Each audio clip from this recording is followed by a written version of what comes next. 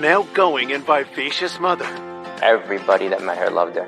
She would make, everyday fun. She was vibrant, happy. She was the life of the party. Is savagely murdered. The level of brutality that was involved in the actual murder was just shocking. Her throat was slashed almost to the point where she was decapitated. Police hunt for an elusive killer. We had nothing to tell us what happened. Crime scene evidence produced basically nothing. We couldn't figure out who did it and why they did it. We were really baffled. Could have been anybody. And follow a twisted trail of evidence. Why would he use a calling card? There were 44 phone calls made up until the day of the murder. The officer found a loaded handgun and hollow point bullets. It kind of lit up like a light bulb. Until a desperate move. This was really the one shot that the police had to solve this case. Reveals a secret that stuns everyone. I was very surprised, I was shocked. All of us were. I never would have expected that it would lead to this.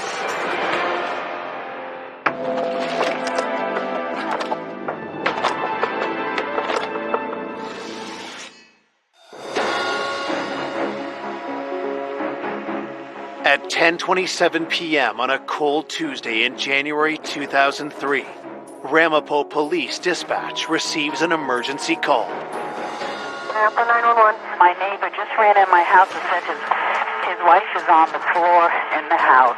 He's here and he's sort of in a state of shock. Let me talk to him on the phone. All right, hold on a minute. Yes. Sir, I have help on the way. You stay right where you are until the officers get there. Do you know if your wife is breathing? No. She didn't answer me. Did you check to see if she was No, breathing? I walked into her room. The lights don't go on. Okay, does she have any injuries? Yes, she's got blood on her. Where? When I cried, Evelyn, she didn't move. Did you come home and find her that way? I just came home. Officers are dispatched to the home, located in a quiet family neighborhood. When I initially approached the house, I see a man with a young boy with this really blank face. Walking by, he didn't say anything to me. I noticed that he had a shopping bag. It looked like a gallon of milk. I enter the home and go upstairs to the back rear bedroom to give this woman aid, only to find that I was at the scene of a murder. Her injuries were so severe. She's clearly dead. She's a very deep laceration to her neck, and she has what appears to be a knife handle sticking out of her chest. And the blood is just pooled around her body. To me, it looked like the blood was still moving. And I was thinking to myself, this just happened. It could be that the killer's still in the house. So myself and another police officer went room by room and cleared the house, and we didn't find anybody else inside. At that point now, I had to secure the crime scene. I knew that it was dark, but once it's a crime scene, you try not to touch anything because you don't know what is evidence. Detectives arrive on the scene and begin their investigation in the bedroom. The victim was lying on her back, and she had a tremendously deep wound to her neck. So deep so, you could see part of her spine. There appeared to be 2 stab wounds to her chest, and there was a large, I would call it a kitchen knife, sticking in her chest. We, of course, dusted the knife for fingerprints, which came back negative. The actual blade had gone through her and was stuck into the parquet wood floor. It was a pretty brutal scene. She didn't appear to be dead for long. Her body was cold to the touch, but there was no rigor mortis. There was no lividity. We looked at a potential attack of a sexual nature. There was nothing obvious to the eye. Her clothing was not disturbed. I looked for any defensive wounds. If there was a struggle, there'd be some indication on her hands, and none of that was evident. The brutality of her injuries and how many times she had been stabbed, it looked more like what we would call a crime of passion. Looking around the room, investigators discover some unusual clues. I found it kind of odd that there was no lights, but the fan in the ceiling was running. The fan light had no light bulbs in it. And in the garbage basket were 3 light bulbs, and there was one on the floor next to it. And I'm like, that just, what's this all about? And there was a wall sconce that had a light bulb that was loosened. To me, it would be indicative of somebody looking to hide their presence, lessen the ability of the victim to see them. The house was a little bit in disarray, but it didn't look like it had been ransacked or that it was part of a burglary. There was some expensive tools in the garage. There was quite a bit of silverware, which is a burglar. They would take that, I would think. Nothing really of value was taken, and so that started raising more questions of what exactly happened here. Police examined the exterior of the house for evidence. We didn't see any types of breaks in the windows or the screens. Everything appeared to be locked and secure. On the ground, you could see a set of footprints in the snow that led to the back door. And that door wasn't broken open, but it was open just slightly. That could have been a point of entry for whoever had done this to her. Investigators speak with the homeowner, Peter Visich. He tells police the victim is his wife, 36-year-old Evelyn Visich, and that they live in the house with their 2-year-old son, Ryan. Peter told the police he'd gotten home with his son and that he observed that something happened to his wife.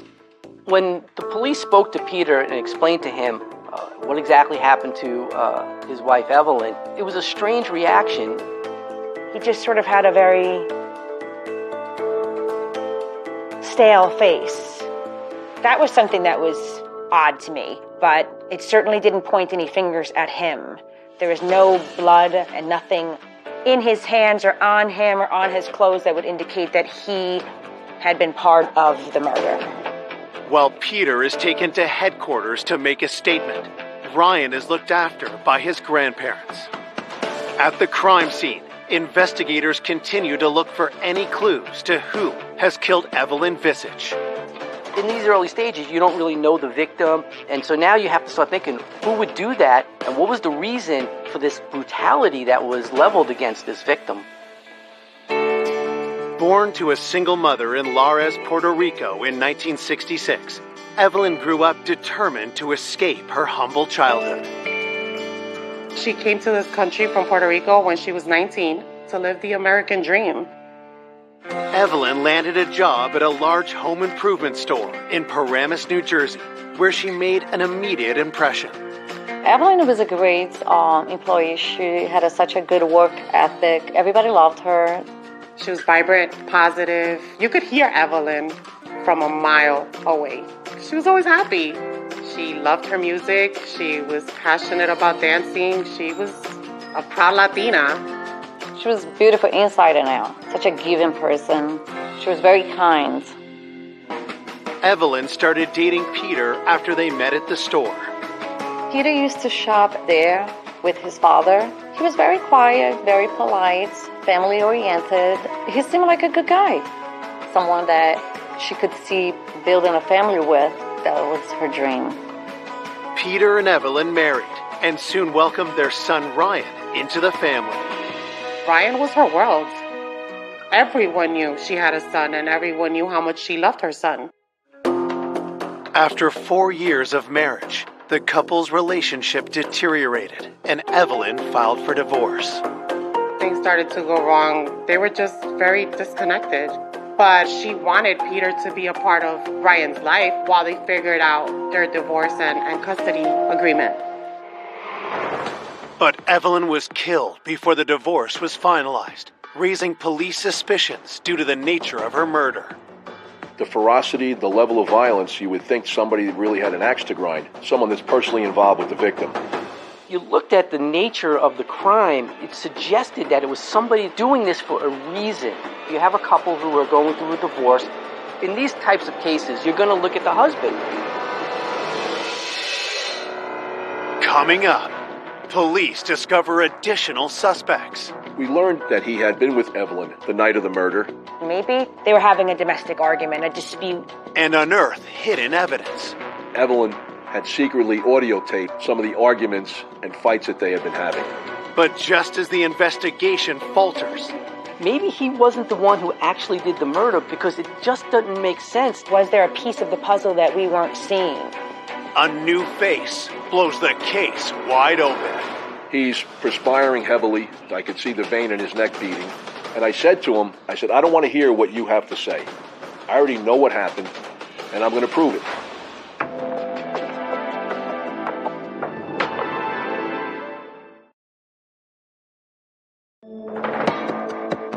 Police investigating the murder of mother of one, Evelyn Visage, have their first suspect, her estranged husband, Peter Visage. You have to start thinking, did the husband do this? Or is he involved in it somehow?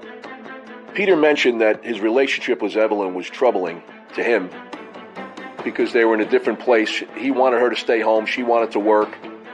And the relationship deteriorated, and Evelyn had filed for divorce. Evelyn and Peter still lived in the same home, even though this divorce was proceeding. They slept in separate bedrooms, but they were living under the same roof. Peter claims he last saw Evelyn alive the morning she was killed. He had taken his son for the day. Evelyn had gone to work. Peter told us he went to his mother's house at 8:30 that morning with Ryan to do some household repairs. He didn't have a steady job. His parents supported him. He also did a lot of odd jobs for them that they paid him for. He stayed at his mother's house till approximately 8:30, and at that time he went with his son Ryan to the Palisades Mall. Peter tells police that just after 9 p.m., he called Evelyn's cell, and she told him she was at a friend's house. She told Peter that she was on her way home and would probably be home within 20 minutes or so. At approximately 10 p.m., Peter received a telephone call from Evelyn asking where he was. Peter said to Evelyn that he was picking up milk and that he would be home shortly. Peter said that upon arriving home, his intent was to put Ryan to bed, but he said that he found it odd that the lights were not working in the hallway. He said he looked into the bedroom, he saw that Evelyn was on the floor, and he said that she was obviously deceased, according to him, and he ran back downstairs and ran to the neighbor's house to call the police. Peter Visage was questioned for over 16 hours. I mean, it was a very long interview. He never asked to leave. He never said, I want a lawyer, leave me alone, anything like that. He was cooperative throughout. He agreed to provide us with fingernail clippings, hair samples, blood sample, a buccal swab for his DNA. As Peter is providing samples, investigators run a background check. There was nothing in his history indicative of this violence. Peter was typically a guy who was, if he wasn't home, working on cars, motorcycles, he was at his parents' house. Peter Visage's mother confirmed his alibi for the day and evening at the time that he said that he was there. We found Peter to be at the A&P supermarket buying milk and exiting the store consistent with the times he described, confirmed by video cameras. And he produced a receipt for the milk, time and date stamped 10:15 p.m. The amount of time it took to go from A&P, where he purchased the milk, to his house, it just would not have been possible to commit that crime and call the police from the neighbor's phone and not be contaminated in some sort or leave behind some evidence or have evidence on him. We found no sign of any injuries. We found no sign of any blood on his person, on his shoes. At this point in the investigation, there was nothing that we could find that was showing that Peter Visage was involved in the murder of his wife. He was in all these different places where there were surveillance cameras, and with a timeline that prevented him from being at the scene of the murder when it occurred. Now you have to start thinking, other than Peter Visage, who could do something like this, and why would they do something like this? I asked him, did he have any concern about his own safety? Somebody came into your house, maybe they were looking for you too. Does he have any enemies? Does he owe anybody money? Does he have any illegal habits, drugs, gambling? And he answered no to all those questions. And I asked him if he knew anybody that might want to do this. And he said that she did have a boyfriend and that we should look at him. Evelyn was dating another employee of Home Depot, Mike Granda. Here you have people going through a divorce, and now you have a boyfriend thrown into the mix. A motive could be jealousy, could be a fight in their relationship. The fact that she still lives with Peter could be a source of upsetment for Mike Granda. Maybe it was a jealous boyfriend who had come in there. It fit the profile for the crime scene, being that it was so horrific. The next morning, police head to Evelyn's work to interview her boyfriend, Mike, and find that her coworkers already suspect something is wrong. I remember I kept calling her because Evelyn was always at work by the time I got there. And she wasn't there that day. I saw detectives when they came in and I got suspicious. And I said, something happened to Evelyn, right? So the detective said to me, how would you know that? So what I said was, you just confirmed it to me. We interviewed Evelyn's co-workers, and to a person, they all loved her and spoke highly of her. And she had some very close relationships with people that she worked with that loved her dearly, that she was good to them, they were good to her, they looked out for each other. Evelyn was very, very loved at work. Emotionally, it was horrible. I mean, we were her friends. We were her family. She wasn't just a friend, she was like a big sister to me. As investigators speak with Evelyn's coworkers, her boyfriend, Mike Granda, arrives to start his shift. When Mike Granda arrived for work, we told him that Evelyn had been murdered. He was visibly upset. But when detectives ask Mike where he was the night before, his answer raises eyebrows. According to Mike Granda, he had been with Evelyn the night of the murder. At that point, you have to really look at every possibility. Maybe she was going back to her husband. Maybe she had broken up with him. Maybe it was a crime of passion. Maybe they were having a domestic argument, a dispute. We had to look at him as a possible suspect for the murder.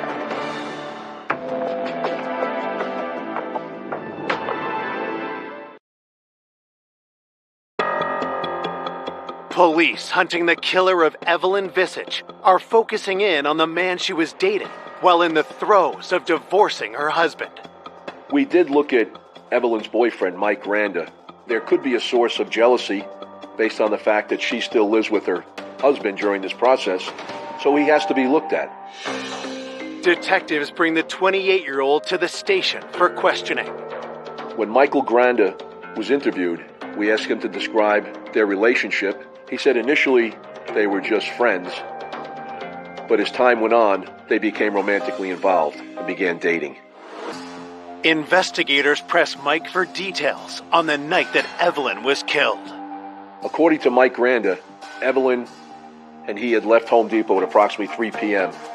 Evelyn had gone to the Garden State Plaza Mall to return some clothes, and she actually was supposed to be having dinner with her son that night.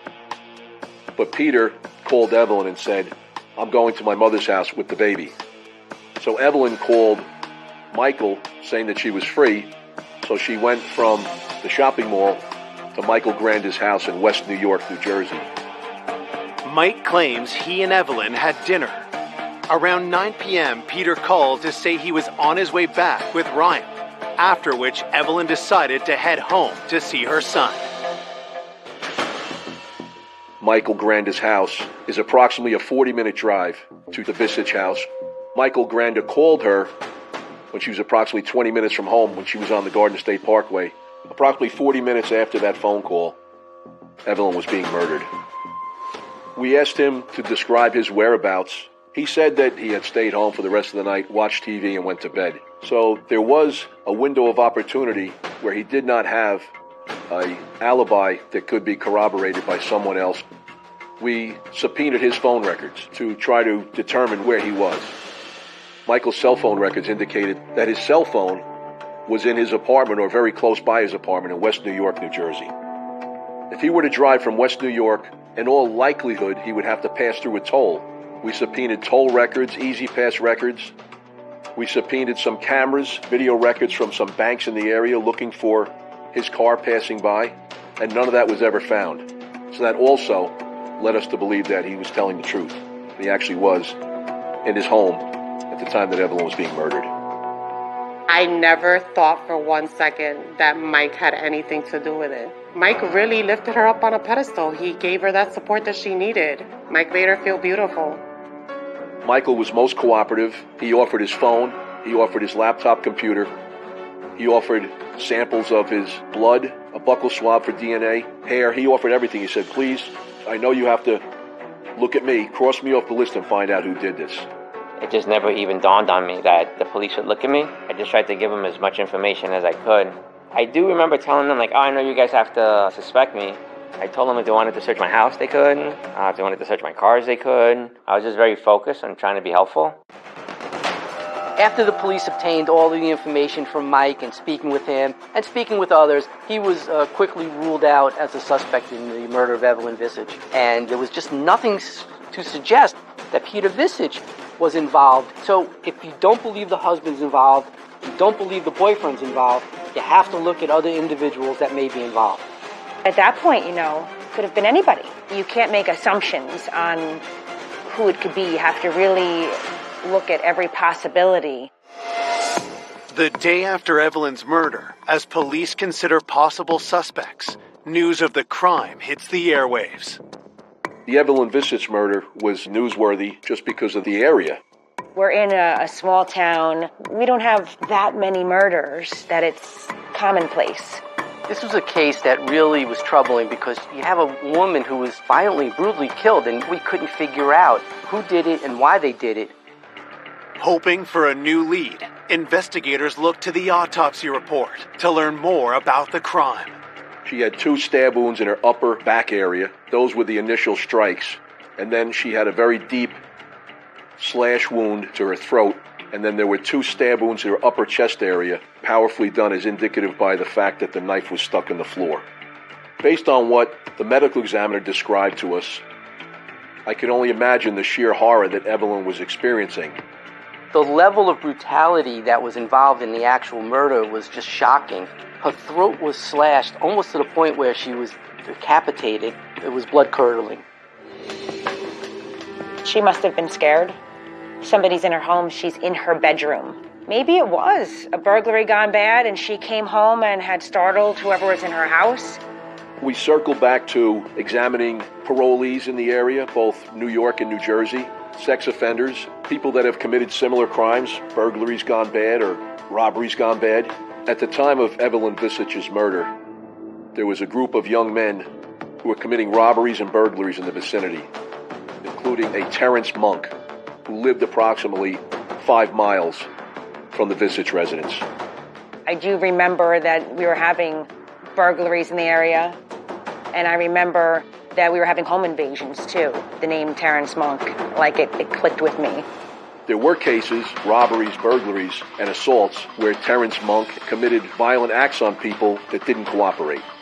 He was also implicated in a robbery probably 1.5 miles from the Visage house. It kind of lit up like a light bulb. He certainly went right up to the top of the list.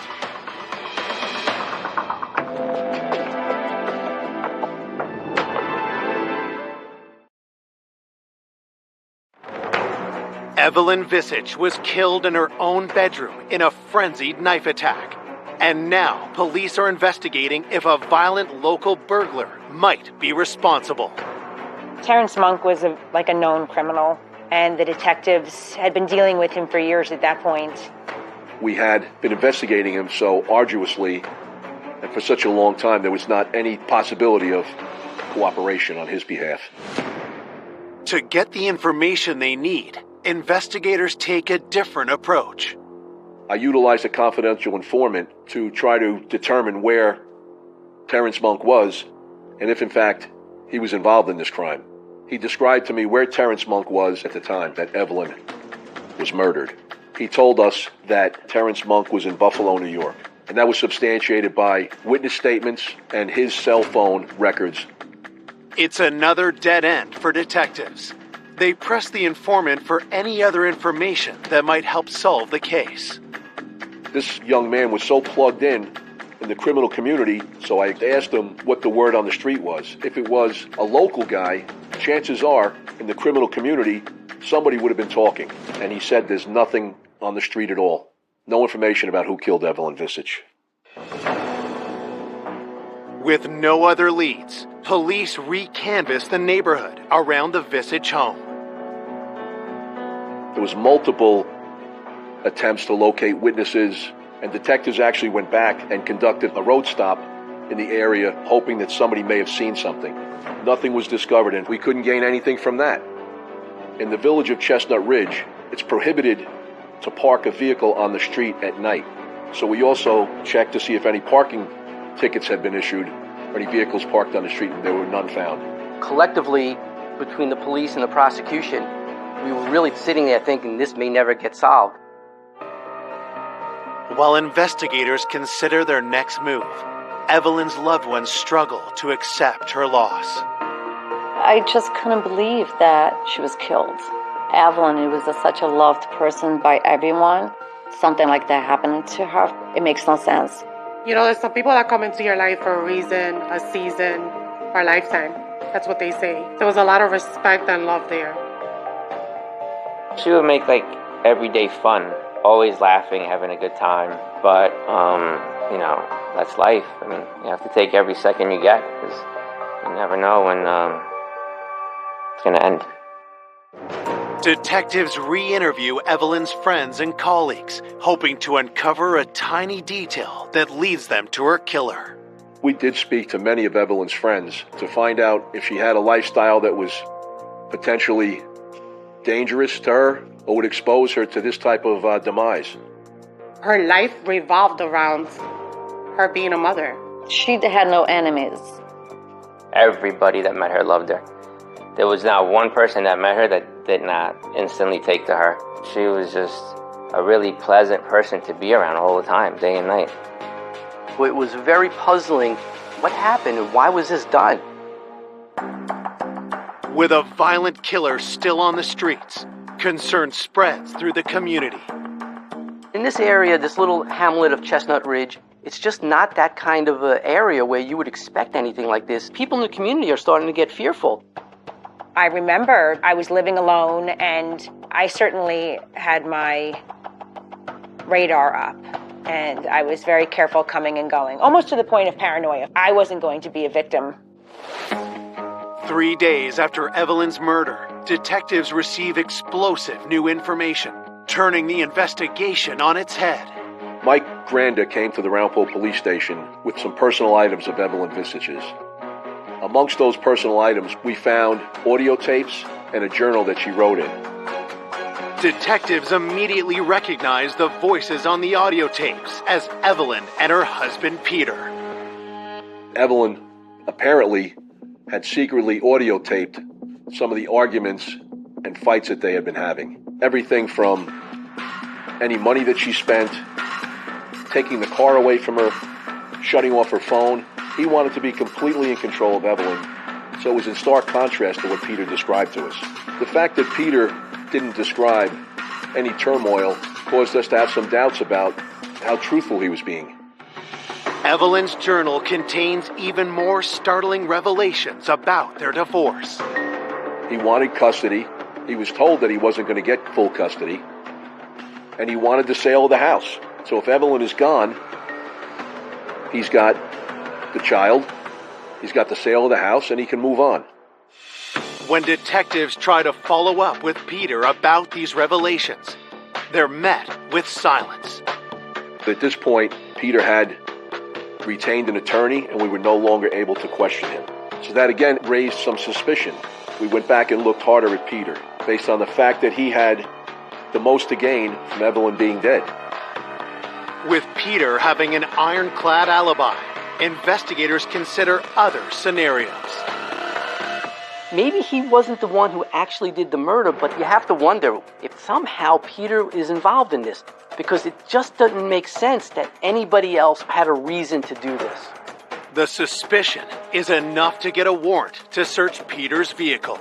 We had no idea at the time that that search of the van was about to unleash a whole new avenue of this investigation and turn this case totally upside down.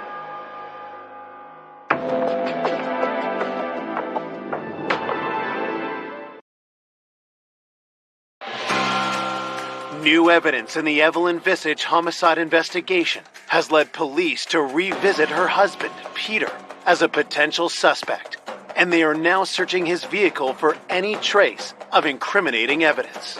You just never know what might be that little piece.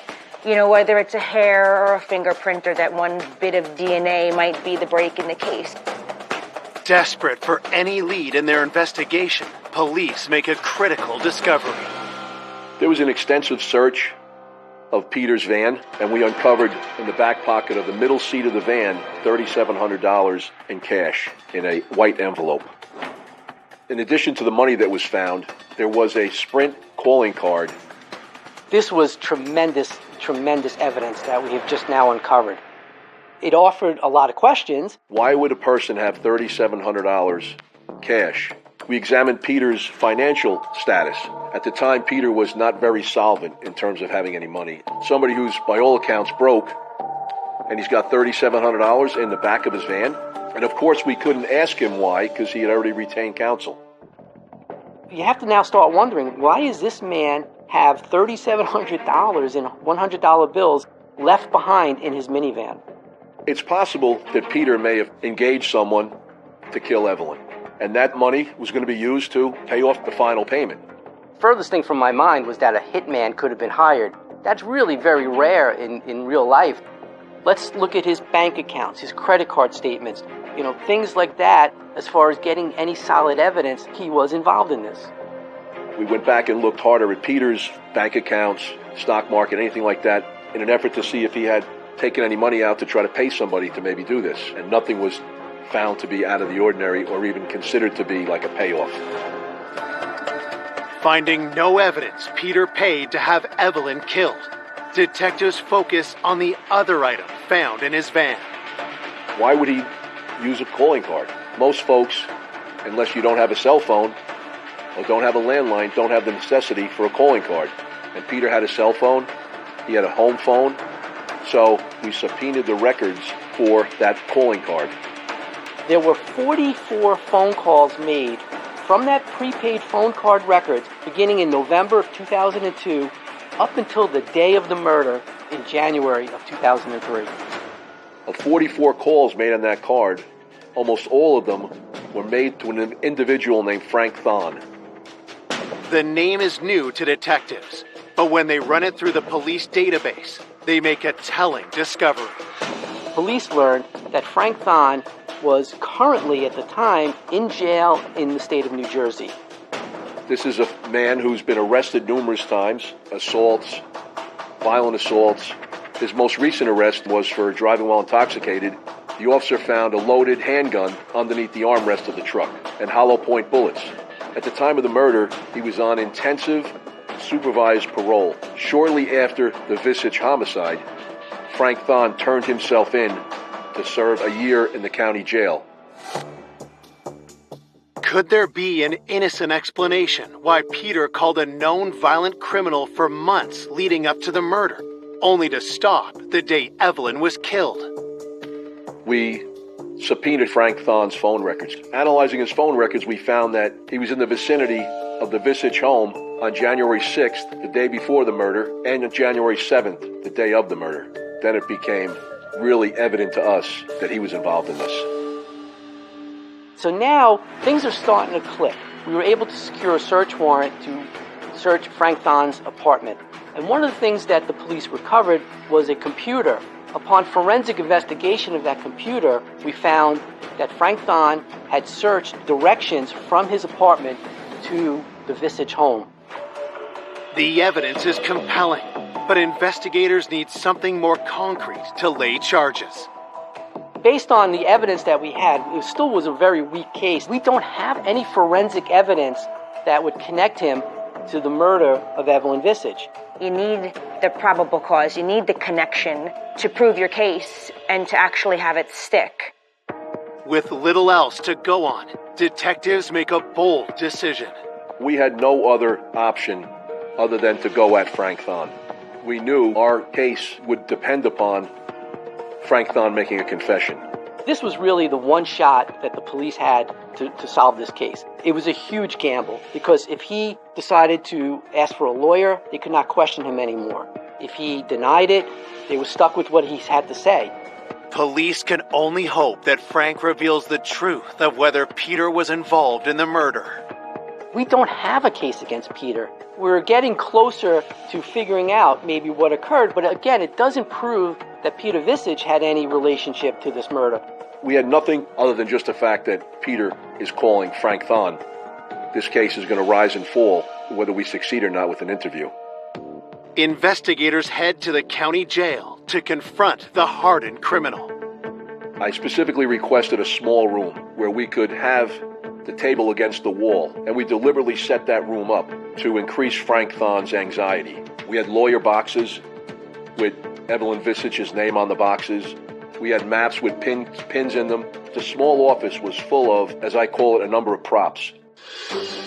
With everything in place, police bring in 41-year-old Frank Thon. They took the handcuffs off him, and we pretty much just stared at him for like a good minute or two, again, in an attempt to increase his anxiety. And he was visibly nervous. And I said to him, I don't want to hear what you have to say. I already know what happened, and I'm going to prove it. And I'm going to tell you what, a murder for hire in New York, you could potentially face the death penalty. We told him that we had all types of evidence implicating him, and his face hit the table. He's perspiring heavily. His heart rate was obviously increased. I could see the vein in his neck beating. And I said to him, you don't have any friends in this world right now. I said, if you tell us the truth, we'll try to assist you in getting the best possible deal.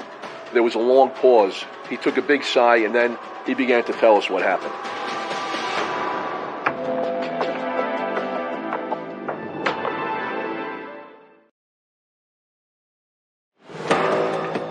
"4 weeks after the murder of Evelyn Visich, investigators have just convinced suspected hitman Frank Thon to start talking. He almost had a look of detachment from what was going on. He took a big sigh and he says, all right, I'll tell you guys what happened. Frank Thon told us that he was the person who killed Evelyn. Frank Thon confessed not only to the murder of Evelyn Visich, but that he was hired by her husband, Peter.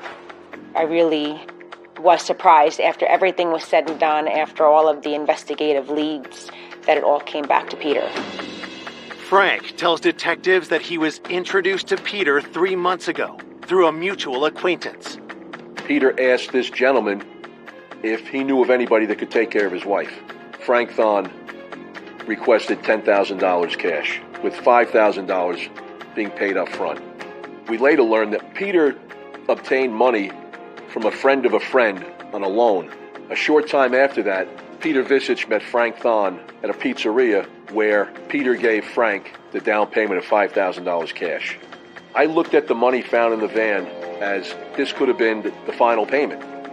To hear that for such a small amount of money that somebody was willing to go out there and kill someone, I was shocked and disgusted. In his confession, Frank describes Peter's impatience to have Evelyn killed. He told me that he had a second envelope ready. He was really pushing it. Peter Visich was pestering him to get this done, so he decided January 7th was going to be the night. Frank meets Peter at the Visich home the day before the murder. He told me to lay out of the house and I'd be able to walk to the back of the house and he would leave a door unlocked for me. Peter told Frank that he would leave the back door open, and he gave Evelyn's schedule for that day. The next day, Peter establishes his alibi. He went to his mother's house and then the shopping mall and then stopping to get milk. He knows that there's video cameras. He knows that he's going to get a receipt. That's all adding time to his alibi that can also be substantiated. After sunset, Frank enters the Visich house and removes the light bulbs to lie in wait for Evelyn in the dark. Garage door open. Then I heard the house door open.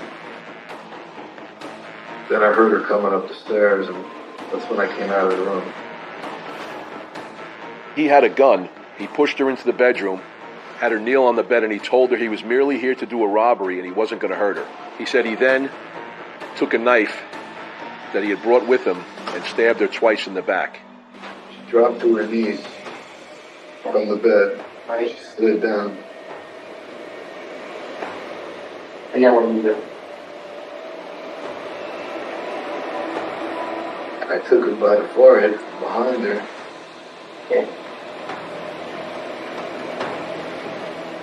I sliced in, then I sliced back.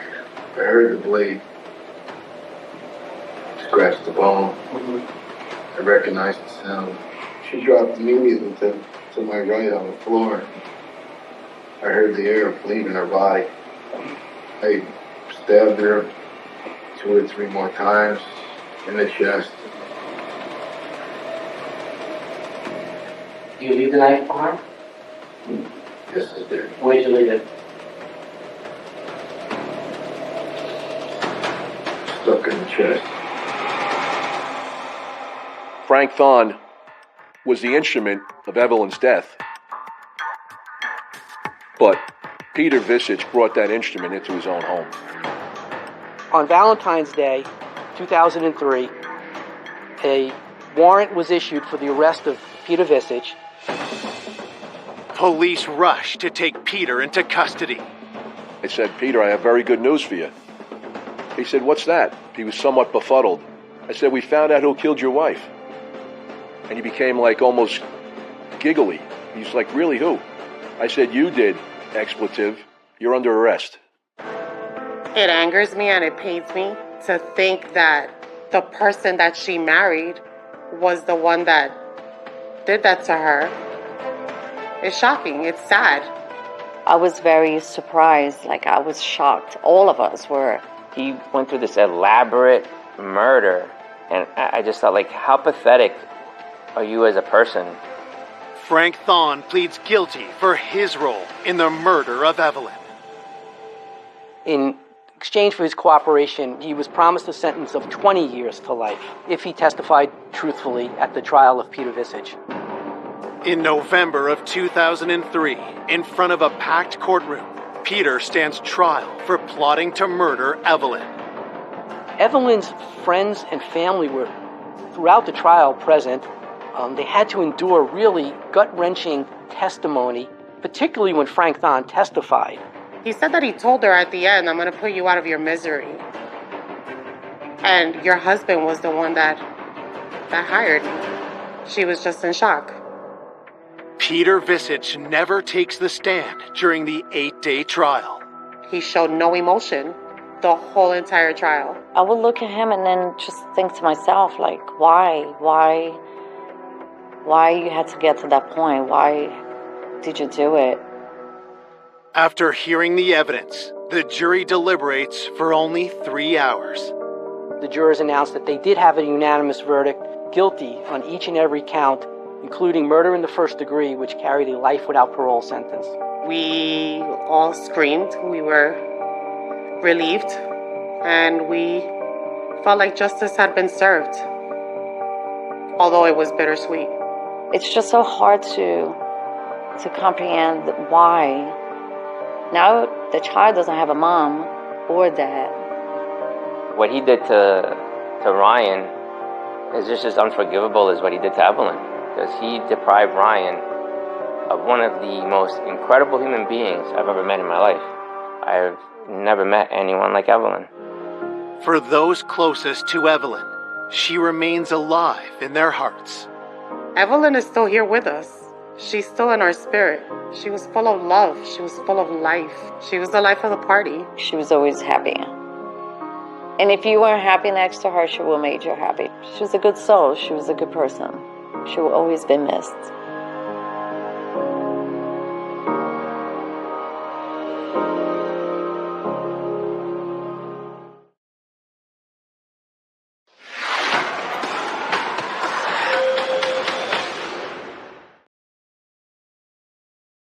A self-made couple making plans for the next stage of their lives. They were getting ready to have a quiet retirement. They were such a beautiful couple. They would give you your shirt off their back. They had a lot of friends and loved spending time with family. Gunned down, execution style, in their own home. It just seemed to make no sense. Who would do that, and what could possibly be the motive? While searching for the killer, investigators uncover a world of greed and deceit. We looked at desperation. She was desperate for money. He felt he had been treated badly, basically kicked to the curb. People were saying that he was very upset. It certainly is motive. A series of chilling discoveries. We learned that he was receiving hundreds of thousands of dollars everything he's told us is a lie. Points to a killer no one ever imagined. People were shocked.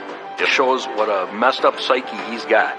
It was unbelievable how somebody can be that cold-blooded.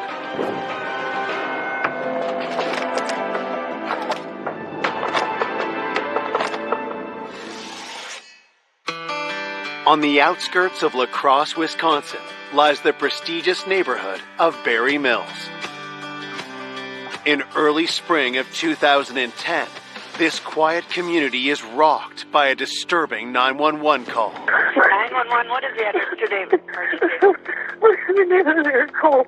Okay, what's going on? I'm at my mom and dad's house. I came out to check on the... Your dad is what? He's on the floor. Where's your mom? My mom is by the computer. Is your mom breathing? No. Okay, and your dad is not breathing?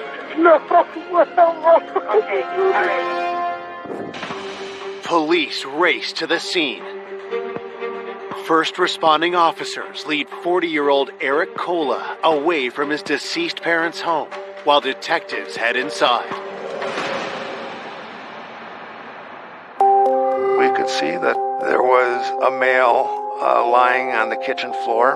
There was a large pool of blood around his head. The blood was coagulated, so it had been there a while. You know, it wasn't fresh blood. He was holding his car keys in one hand. He had his coat on, so it was clear that he had just walked in the door. He hadn't even set everything on the counter yet.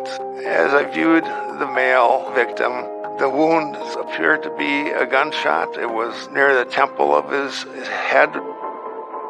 Around the corner is like a hallway entryway with a computer desk, and the female victim was there. She was shot in the head also.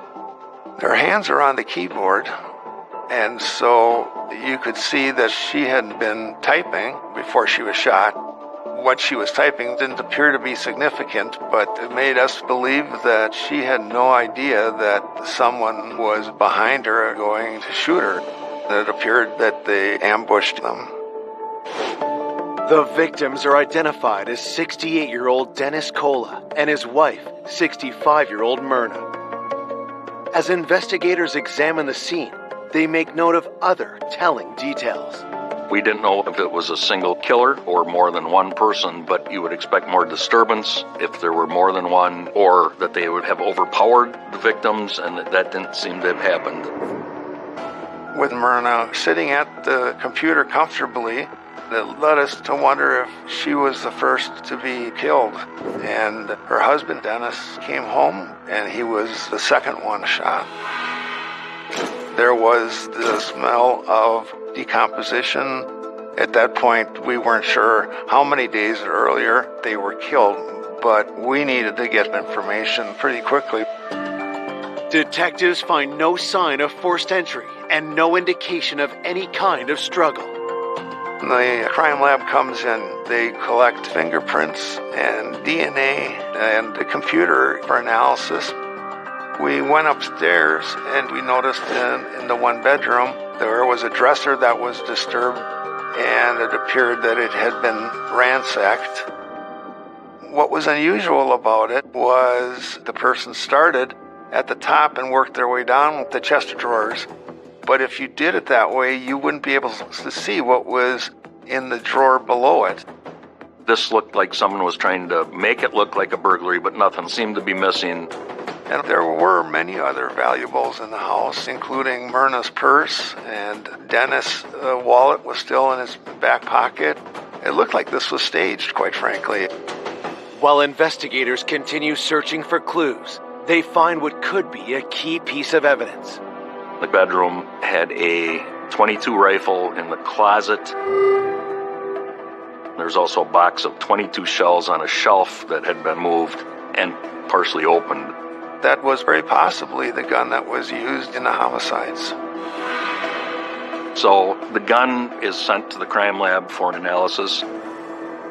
As the crime scene investigation continues, news of the murders spreads quickly through the close-knit community. When I heard about it, I thought, I can't believe this is happening. I was devastated. It hit me real hard. It was like, why would somebody kill them? And everybody loved them. Born and raised in Wisconsin, Dennis and Myrna Kola had been happily married for 42 years. Dennis and Myrna had a lot of friends. They had deep roots here. They had children and grandchildren, and they were very popular.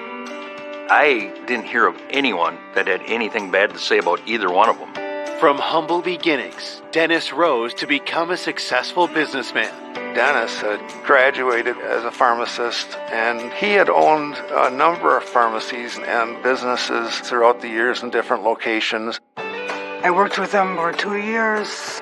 As a boss, he was down to earth, fantastic guy. If you needed something, he was there. He treated me like a daughter. Dennis was successful in life and in love. Him and his wife, they were always happy, having a good time. Myrna had a lot of energy. She was very sociable. Myrna was very well educated, and she was presently teaching part-time on a substitute basis. They had a good marriage. They enjoyed life. The couple had 2 children, their son Eric and 37-year-old daughter Cindy. Both were married with families of their own. Their family seemed pretty tight. Dennis and Myrna, they were involved with their kids and involved with their grandkids. These were parents who were very dedicated. They really wanted the best for their kids and loved spending time with family. Dennis and Myrna were getting ready to have a quiet retirement and relaxing and enjoying life. Now, those dreams have been brutally snatched away. Both shot. I would have never in my life expected something like this to happen. It just seemed to make no sense. We're trying to understand who would do that and what would be the motive. While police bring the Kola's son Eric into the station to get more information, investigators go door to door looking for witnesses. We start canvassing to see if anyone saw anything, heard anything. Nobody in the neighborhood had seen anything suspicious. For them, it was just mostly shock. They couldn't believe that these 2 people had been killed. As detectives continue to search for a lead, they get their first break. One of the neighbors mentioned that he thought he knew the motive and why it happened, and also the murder. He was very concerned. He believed that his life was in danger. He felt that he may be next. This neighbor, Steve Burgess, was a banker, and he thought that he may have been the intended target of the homicide. His reasoning was he had got a threatening call multiple times from a person that threatened to kill him. Coming up, new evidence emerges. The day after the homicides, he cashed his $50,000 check and never told us. And family secrets come to light. There was some jealousy, maybe bad blood between the 2. Dennis always complained that he was worthless and that he didn't want to work. She had apparently lit into Dennis in a rage. Until a disturbing clue reveals a twisted plan. Someone had put this threatening note in his mailbox. Now he believes that someone was out to get him. And exposes a cold-blooded betrayal nobody saw coming. I never thought they were the kind of person that would do something like that. It was extremely unexpected. It's just chilling.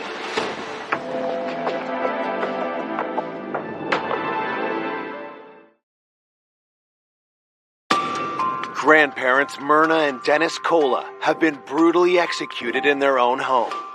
Now, one of their neighbors, banker Steve Burgess, tells investigators the killer could be coming after him. He was very concerned, and he believed that someone was out to get him, and he didn't know who, but the homicides may have been intended for him and his family. Detectives ask Steve why someone would want him dead. So at that time, the market crashed. There was people with money issues. A lot of people came to him at the bank for loans, but they had no collateral. So people were very angry that Steve would not give them loans. The last threat was a couple of days earlier. it was a threat of violence, it certainly had to be taken serious. If Steve was the intended target, how did Dennis and Myrna end up gunned down instead? What he explained was a Google Earth search in front of Burgess's house showed the wrong address, showed Dennis and Myrna's address instead of his, and he thought that the killer killed the wrong people. He felt that somebody had come to his house to follow through on the threat, but they ended up at Dennis and Myrna's residence. It was a concern that this possibly could have been a mistake on behalf of the murderer, and the homicides were not intended for Dennis and Myrna. Before investigators can pursue the lead, the autopsy results arrive. The autopsy report determined that they were both shot with a .22 caliber rifle. But it was inconclusive. There wasn't enough bullet fragment left to tell if it came from the gun that we found in the house. No fingerprints were found. I mean, even from the victims, like the gun had been cleaned up. The autopsy report also confirmed that they had been deceased for a few days before the 911 call. It was likely that they were killed on that Friday. The time of death sheds new light on the threatening phone call made to neighbor Steve Burgess. We saw that call had come in Sunday morning after the Coolas were murdered. So the timeline it didn't make any sense. We were able to determine that the threats against Steve Burgess had nothing to do with the deaths of Dennis and Myrna. With their first lead a bust, detectives turn their attention closer to home. We knew Eric and his sister Cindy were very close to their parents. Eric did day trading and stuff like that, work on stocks. He was doing well. Dennis and Eric were pretty close. Some people would say like bread and butter. They'd have get-togethers all the time. Eric was the one that found the bodies. We needed a conversation with Eric for information that he might be able to provide us. Hoping he can provide details about the crime, investigators interview Eric at the station. Eric was still extremely emotional over the death of his parents, but he said he wanted to be as helpful as he possibly could and would do whatever he could to try to find who was responsible. Detectives ask how he came to find his parents had been killed. He said the school called and said that Myrna hadn't shown up for work. They called his parents and they didn't respond. So Eric tried calling and was unable to get an answer, so he called his sister and asked if she had any contact with them, and she had not. He became concerned and drove over to the house. Once he walked in the house, he observed his father lying on the kitchen floor and started searching for his mom, and then also found her deceased. Eric said he was extremely close to his parents. His dad, supported all of his endeavors. They were just the best of buddies. We asked Eric what was the last time he had seen his parents, and he said a few days before the homicides. He visited them like he did all the time. He said his dad was working on the deck, and his mom was doing laundry. There didn't seem to be anything unusual. Investigators ask Eric where he was on the day of the murders. He said that Friday was he and his wife's anniversary. He had worked till 2. Then he helped his buddy Mike do some work in a bathroom. They were renovating a bathroom. Eric had told us that he had gone to 2 stores after leaving his buddy's house, looking for a specific plant that his wife liked, a hanging plant. Eric presents a receipt stamped at 6:15 p.m. After he bought the plant, he went directly home, and they got ready to go out for the evening with friends to celebrate the anniversary. Eric said that he had tried over the weekend to contact his parents and wasn't able to do so. He was becoming concerned, but just thought that they were busy. When asked who might have wanted to harm his parents, Eric says they were well-liked and had no enemies. It seemed really strange, really unusual. No reason for the victims to be killed. Both victims killed. Before concluding Eric's interview, detectives get results back from the crime lab. The report came back indicating that the time of death, based on the computer analysis, was 5:41 on that Friday. Myrna was using the computer, and the last keystroke was 5:41 p.m. So that gave us a timestamp. That's huge.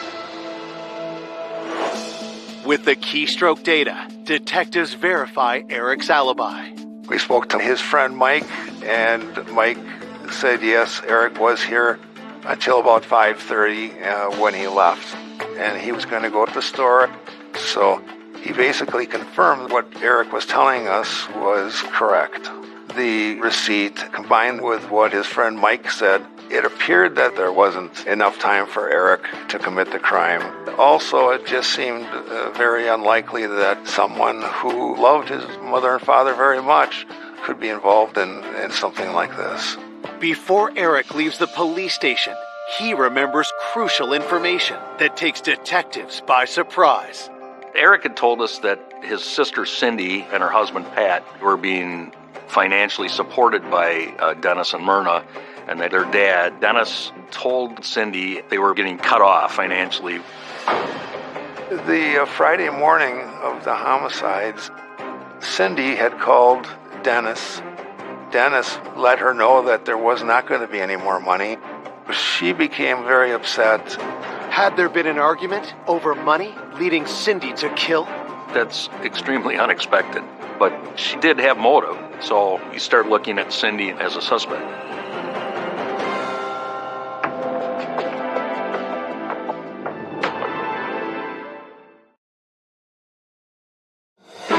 Police investigating the double homicide of Dennis and Myrna Cola believe their daughter Cindy may have been angry with her father after he cut off financial support. The two had a tense conversation just hours before the murders. When we started talking to the circle of friends and family, we were told Dennis was more than generous. He gave tens of thousands to Cindy and her husband. Cindy relied on her parents. They needed this money to pay their bills. When Dennis had told Cindy that he was cutting her off, she didn't know how those bills were going to get paid. Detectives learn the Cola's children are set to inherit over $700,000 from their parents' death. While son Eric is known in the community as a successful businessman, Cindy's circumstances are different. Cindy didn't have much money, if any, and she was constantly asking for money because they were not making ends meet. She was working a minimum wage job or a little above that, and Pat, her husband, couldn't keep a job, would quit or get fired. They were living paycheck to paycheck and Dennis's handout to handout. Me and Dennis would talk about Cindy at the pharmacy, and he kept telling me that he was sick and tired of supporting her every month, helping them out with their bills and stuff like that. And that Friday morning, he was very upset, and he said, "My daughter called me this morning, crying on the phone because I told my daughter that I'm cutting her and her husband off."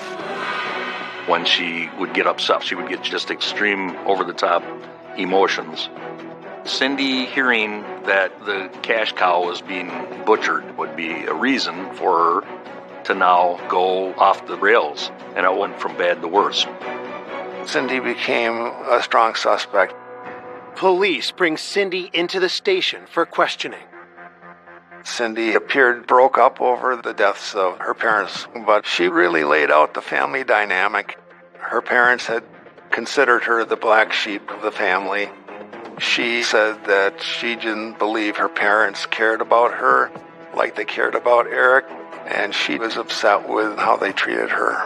She told us, according to her parents, that Eric could do no wrong and that Cindy was a disappointment and continued to be a disappointment.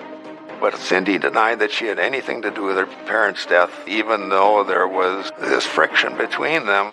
Investigators question Cindy about the argument with her father the morning of the murders. Cindy downplayed the conversation she had with her father. She said just that she was disappointed her father had said he wouldn't give her any money. But it wasn't a negative conversation. Detectives wonder if Cindy is more guilty than she's letting on. There was a lot of tension between Cindy and her parents. there was disapproval there. We looked at desperation. She was desperate for money with the inheritance, and given her bad feelings, all these things could lead to the fact that she may have been the one that took the lives of her parents. With suspicion swirling, police asked Cindy where she was when her parents were killed. On Friday, she was working and had left at 4:45. They have a time clock. She had punched out. After work, she had stopped at the store just after 5:30. She'd purchased beer and ice, and then her and Patrick at a barbecue with the neighbors. Police worked to confirm Cindy's alibi. She was working. That was verified then. Cindy had stopped at a Quick Trip, and the Quick Trips all have video, so she was on camera at a Quick Trip near her home at the time of the homicides, not anywhere near her parents. While Cindy is ruled out as the shooter, her husband Patrick comes into focus. Family and friends said that Patrick did not get along with Dennis and Myrna, and Patrick stood to inherit a substantial amount of money along with Cindy. Dennis did not like her husband at all. He told me that Cindy's husband married Cindy for the money because he knew that Dennis and Myrna had money. Dennis always complained that his son-in-law, Patrick, was worthless and that he didn't want to work. He sits and plays with the video games, and he's too lazy to go find a job. Investigators dig deeper into Patrick's relationship with his in-laws. Talking to family and friends, we learned that Dennis and Myrna were upset when Patrick and Cindy got married. They asked Cindy not to marry him. They felt that he lacked motivation, and they remained unhappy with him. And I think the feeling was mutual. According to some reports, when there was alcohol involved, he could have been a violent person. Apparently, the Friday morning of the homicides, Cindy told Patrick that they were not going to be getting any more money. People were saying that Patrick was even more angry than Cindy, that they were being cut off financially. It was a large red flag. Detectives also learned Patrick had the capability to pull off an execution-style hit. Eric and other relatives were now pointing us toward Patrick, saying that he was a Marine and that he knew how to handle weapons. It certainly moves Patrick up to the top of the list as far as suspects.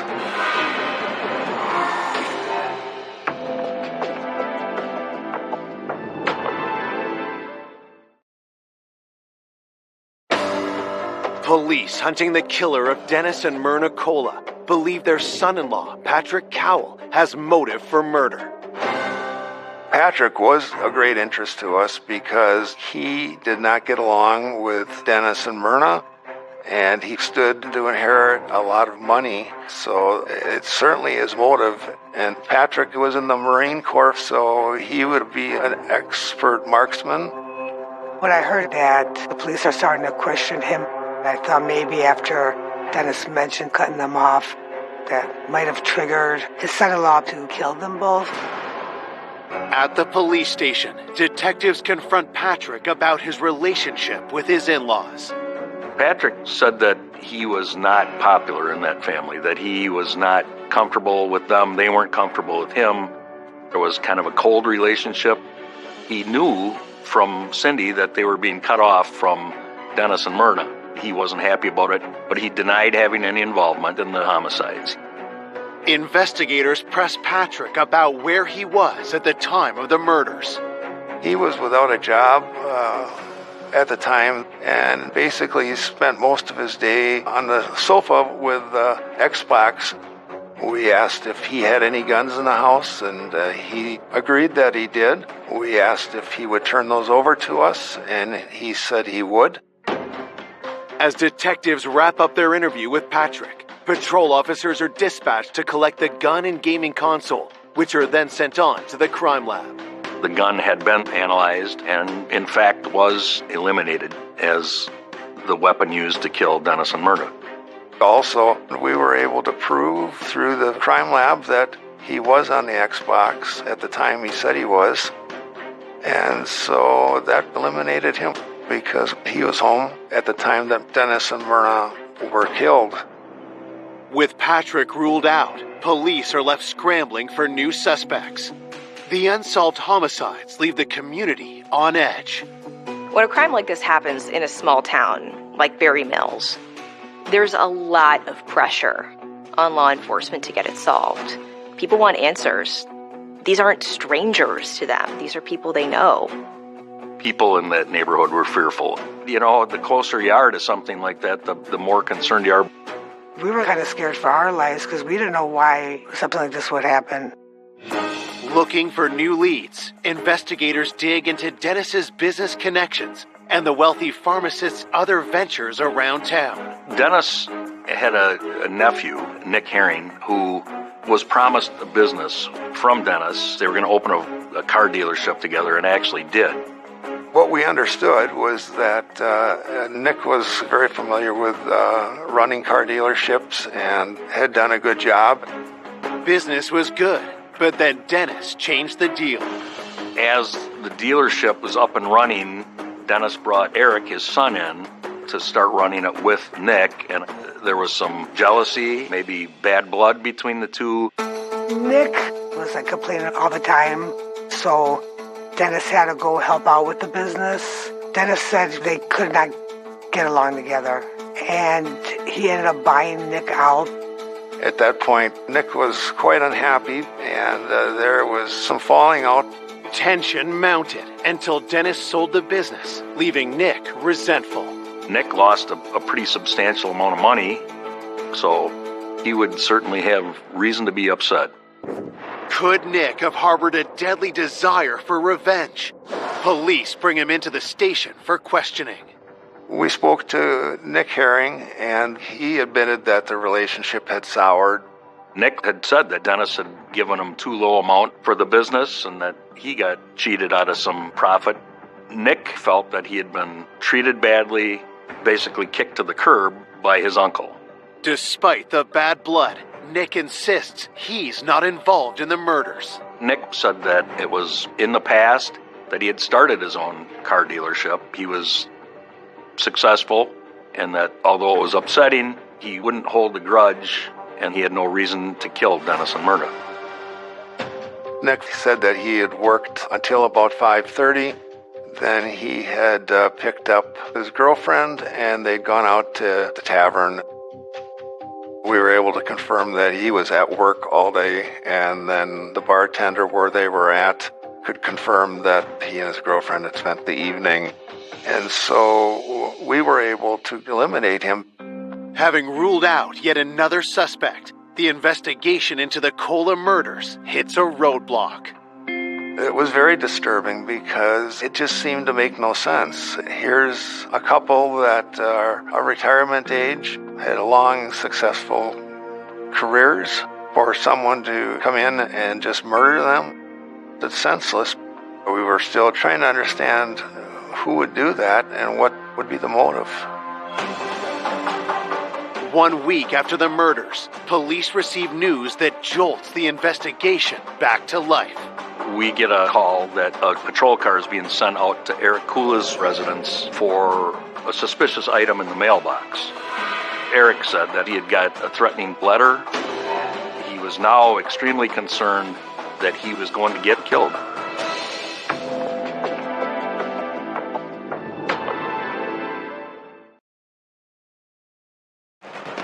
One week after Dennis and Myrna Cola are ruthlessly gunned down in their own home, police learn their 40-year-old son Eric has received a threatening note. Could he be the next target? Someone had put this note in his mailbox. He was really, really concerned. This note said, "Fixed you." The message is kind of unusual, but Eric thought they'd killed his parents and were now going to come after him. He had no idea who would have left it or where it came from. There was an envelope, but it wasn't mailed. The handwriting looked like it was done by someone very young. It was so strange. It was probably written that way, so a handwriting analysis couldn't be done. When it comes to Eric's safety, detectives don't take any chances. We have to try to figure out what was going on. We had an investigator and a camera to watch his property. We start canvassing Eric's neighborhood to see if anyone saw anything. But with no witnesses, police are still left with no idea who placed the note. This is perplexing. We're trying to determine, was this somebody local or was this someone from out of the area? We were very concerned. With this new potential threat, investigators cast a wider net to find the Colas killer. But when they scour Dennis and Myrna's computers, phones, and finances, they're surprised at what they find. We subpoenaed Dennis and Myrna's bank records and noticed that there's a check written and cashed on Dennis and Myrna's account for $50,000. It's cashed on the day after the murder, and it's made out to Eric Kula and was deposited into Eric's bank account. It seemed really strange. So you just found your parents dead, and the next day you go cash a check for $50K. It had to be looked at. Detectives reach out to Eric, hoping to learn more details. Eric's explanation is his dad gave it to him on the day that he had stopped over at his parents' house. That's very interesting because of all the conversations we had with Eric, he never mentioned this, and suddenly we have a check for $50,000, and if everything was okay, why wouldn't he tell us about it? To have a check that was deposited the day after the murders by a family member, that set off alarms for investigators.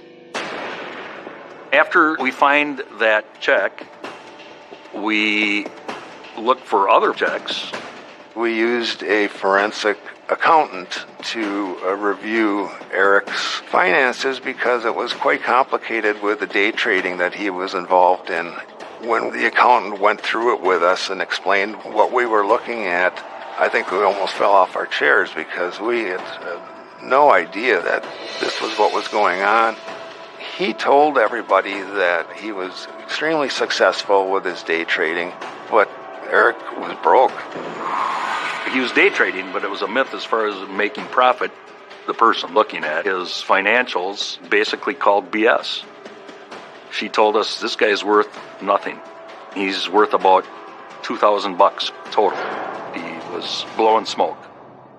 Then, police uncover more startling information about Eric's financial circumstances. We learned that Eric was also going to his parents and receiving large amounts of money. Through the years, it was hundreds of thousands of dollars. He led everybody to believe that he was doing so well, including his wife. Eric told her that he was making a lot of money. There was nothing to worry about, that he was just doing great. Despite everyone's impression that Eric was this successful day trader, his parents had been funding his and his family's lifestyle. If he was going to have to admit that to family, friends, it was going to be devastating. Detectives learn when Dennis and Myrna stopped financially supporting their daughter, Cindy, they also cut off Eric. We knew just shortly before Dennis and Myrna were killed, Eric found out that he was no longer getting money from his parents. The damning evidence continues to pile up against Eric. Dennis told me he was giving money to Eric, but basically he was done giving to both kids. He says, I need to tell them I'm done supporting them. It's about time I put my foot down and cut them off. As investigators start to discover that Eric is not what he seems, shocking results come back from the lab. The state crime lab did a handwriting analysis on that check for $50,000. It wasn't Dennis's signature on that check. We found out that it was Eric's handwriting, that he had forged his father's name on that check. Everything he's told us is a lie. So things are starting to really roll toward Eric. Police obtain a warrant to search Eric's home, hoping to find additional incriminating evidence. We're in the basement. Among other things, was a box of envelopes in a desk drawer. The fixed U note had a security envelope, and every one of them has a different pattern for their security pattern. Lo and behold, those envelopes have the same pattern. We were able to determine that envelope in Eric's mailbox with the fixed U-note came from the box of envelopes in his home. From his fire pit in his backyard, we found things that would be associated with making a fixed U-note. A spring from a spiral notebook. The letter was written on spiral notebook paper. A barrel of a pen used to write the address. Those types of things are in the fire. So that fixed U-note came from his house. It didn't look good for Eric. In the search, detectives also discover a .22 caliber rifle, similar to what police believe was the murder weapon. The gun is sent to the ballistics lab for testing. With the lies and forgery, we were pretty confident that Eric was our guy. But at that point, Eric had an alibi for the entire time that the homicides were occurring, so we're trying to figure out how he shot Dennis and Myrna.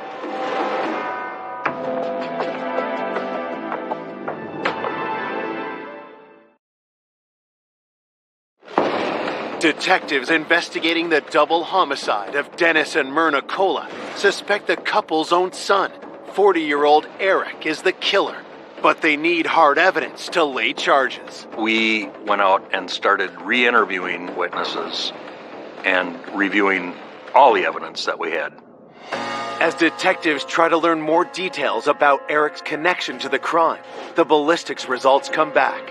Police wonder if the rifle found in Eric's home will prove to be the murder weapon. Dennis and Myrna were shot with a .22 caliber rifle, but Eric's gun wasn't the gun that was involved in the crime.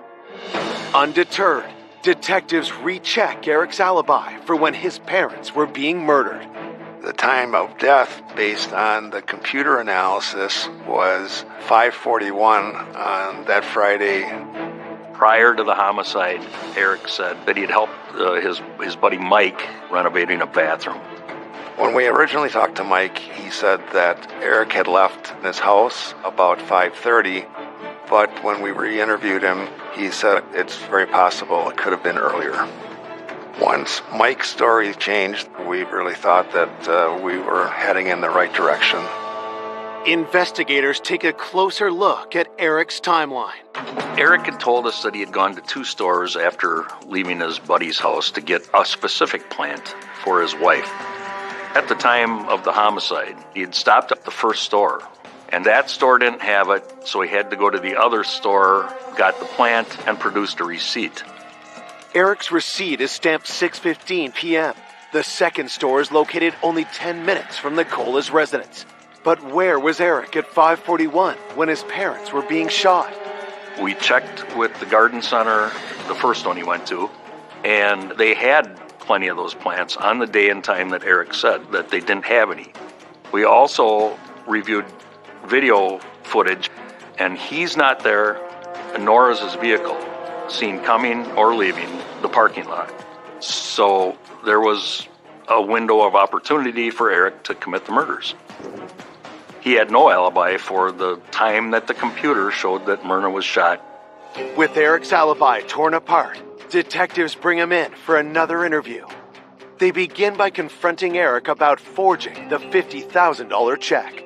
Eric explained that he had permission from his dad to write checks out to himself, and that his dad had actually given him the check, but just was too busy, so told him to sign it himself. He told us, "I write them all the time," and that was commonplace for him to do that. It's a lie, an approvable one. He's never written one. He couldn't produce a single check that he'd ever written. He was confronted with the fixed U-note and about the envelopes, and that they did come from his house. With what we found and what we knew about his financials, all of those things together are great evidence. We just went down item after item after item after item, and Eric acted, in my opinion, desperate, and he wanted to leave. But Eric was no longer free to go. On July 29th, 2010, police charge Eric with the murder of his parents, Dennis and Myrna Cola. What we believe started this whole crime in motion was the fact that Eric was being cut off financially. He was desperate. Detectives pieced together how the double homicide unfolded. We believe he went to see his mom at their home, and Myrna was sitting at the computer, and then Eric walked upstairs, got the gun that was located in the closet, came down and shot his mother, and then waited for his father to arrive. When Dennis came home, he was shot almost immediately, within seconds after he walked through that door. After the murders, Eric wipes the gun clean and returns it to the closet. Eric then took a check and said to himself, $50,000 will get me through until the will is settled. After he shot his parents, he went to a garden center, bought the plant for his alibi, and went home to celebrate their anniversary dinner that night. He's as cold-blooded as a murder-for-hire man. His parents did nothing but love him and take care of him his whole life. He's a narcissistic little son of a bitch and thought that his dad owed him a living. Eric Cola's arrest stuns the community. Everyone thought that he was this golden child, that he had a great relationship with his parents, that he was this successful day trader. That he could have done this, people were shocked. I would have never expected Eric to do this. The way Dennis talked about him, always bragged about his son, and I never thought he was the kind of person that would do something like that.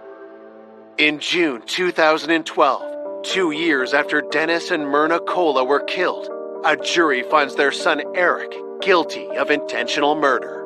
His sister, Cindy, during the sentencing hearing, was sobbing, and she begged the judge in that courtroom to make sure justice was done that day. Eric Cola is sentenced to 2 consecutive life terms, plus 6 years for forgery. Many times I've thought about how somebody could do that, and I just simply can't fathom it. I guess we all lose a bit of our innocence when this kind of thing happens. Myrna and Dennis are still dearly missed by their family and friends. They were such a beautiful couple. They would give you your shirt off their back. I think of them very, very often. And my memory of Dennis is always a smiley face. I do miss him a lot. Sometimes I still think, boy, why did it have to be you? He'd still be living right now, happy life, finally retired, and enjoying his grandkids. And Myrna would probably still be dragging him on vacation.